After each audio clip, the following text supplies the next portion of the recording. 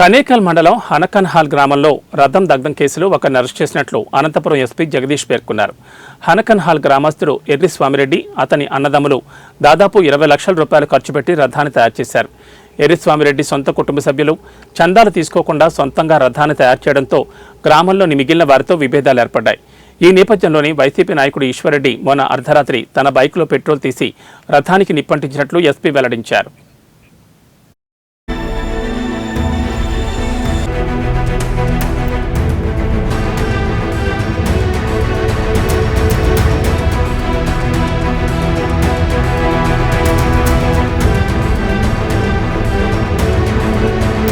రాత్రి 23rd midnight 23rd 24th ఇంటర్వింగ్ నైట్ను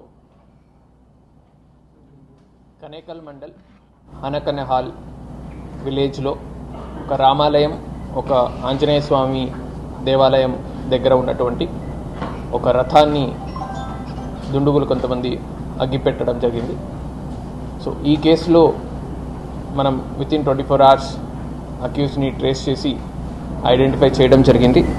so మనకు primary accused కింద ఈశ్వర్రెడ్డి అనే ఒక వ్యక్తిని, అదే గ్రామానికి చెందిన ఈశ్వర్రెడ్డి అనే వ్యక్తిని ఐడెంటిఫై చేయడం జరిగింది. సో దీంట్లో ప్రధానంగా మనకు మోటివ్ పార్ట్ చూసినట్టయితే, సో గత 2 సంవత్సరాలు వెనక నుంచి ఈ రథాన్ని ఒక ఫ్యామిలీ తరపు నుంచి రామాంజనేయ రెడ్డి, గోపాల్ రెడ్డి వీళ్ళు వాళ్ళ బ్రదర్స్ కలిపి ఈ రథాన్ని డొనేట్ చేయడం జరిగింది ఆలయానికి.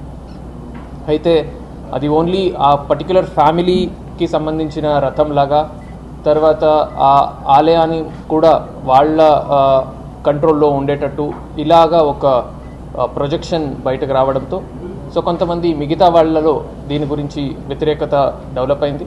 సో దాంట్లో ప్రధానంగా ఈశ్వర్రెడ్డి చాలాసార్లు దీన్ని వ్యతిరేకించడం జరిగింది అండ్ ఆ రథాన్ని మార్చేయాలని కూడా చాలాసార్లు చెప్పడం కూడా జరిగింది. సో ఈ